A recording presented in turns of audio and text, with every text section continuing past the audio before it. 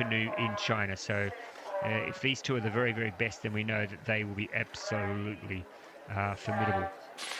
Yeah, I think they've got huge potential as a pairing, so I think they're looking to build on the... Oh, it's a false start. I couldn't spot that. Yep. I didn't see who did that false start.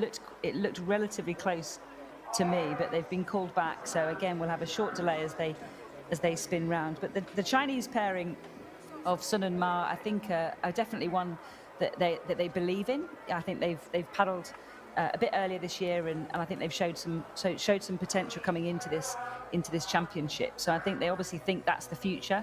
So this will be an interesting run out to see whether they can stack up against some of those incredible boats we saw in Heat 1. But they'll spin around and come back to the start line. But same for this heat. First straight through to the A final. 2 to 7 will go to the semi-final. So no one will miss out in this heat.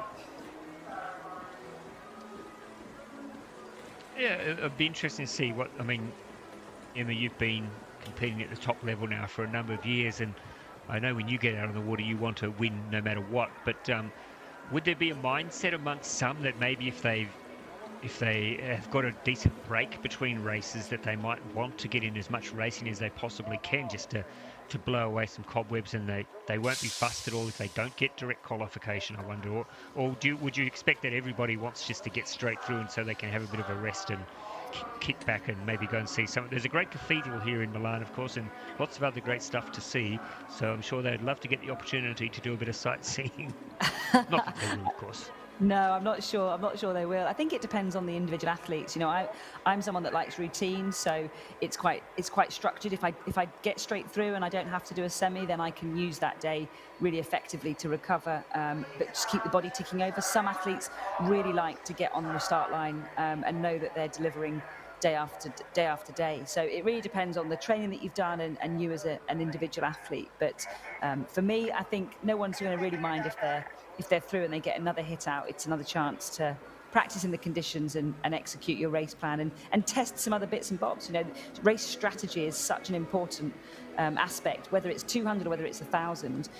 There's elements of race strategy in all of it. So it's important to be able to practice that and use that information going forward in your training. All right, so the crews have circled back. Just a small field, but it's a very, very strong field. And there's some very interesting combinations. I'm looking forward to seeing how much the Americans have developed since early on this year. A new combination, of course, for the Americans. So looking forward to seeing what they bring. Of course,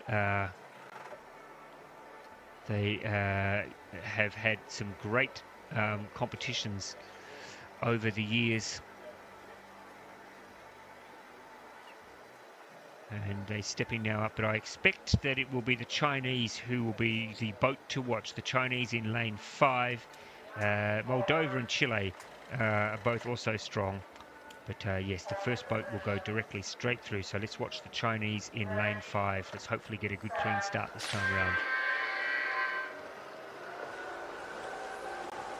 Yeah, I think we're off. We're okay. So no need to call anyone back this time. And as expected, it does look like the Chinese are very much into a rhythm early and looking pretty strong, Em. They are indeed, and Czechia have gone out with them, as have the boat over in lane 3. Lane 4, the United States of America have also gone out hard, but it's the Chinese that look very comfortable as they just stretch their lead as they come through that first section of the race, where they're really looking to just accelerate that boat. Those boats are not so heavy, but with 2 athletes in them, it definitely takes a bit of a power and strength to get them off the line. But we've got China in the lead with America chasing them down in second. And over on the very far side, we've got Moldova also putting on the pressure for that first spot through to the A final. So it's China, Moldova, America stretching the lead. I think it's going to be between those 3 boats as they come through to the halfway point.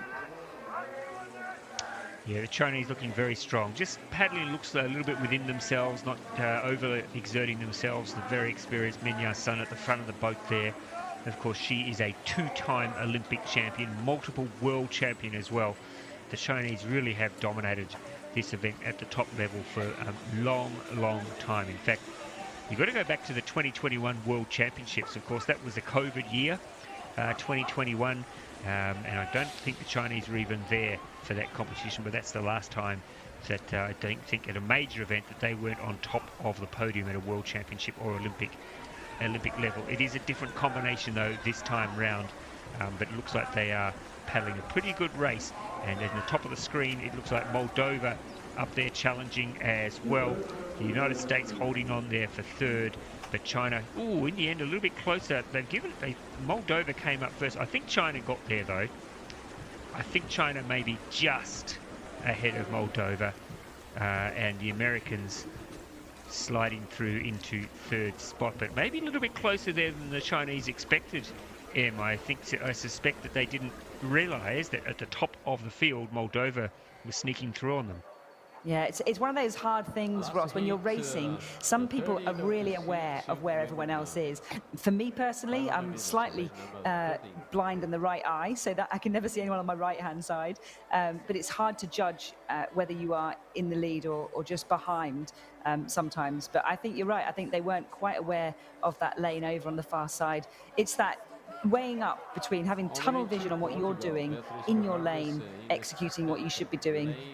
If you can get yourself aware of what someone else is doing, it can actually raise your adrenaline and make you change your race strategy. So I think blinkers on, tunnel vision is probably the way to go. But yeah, they didn't look like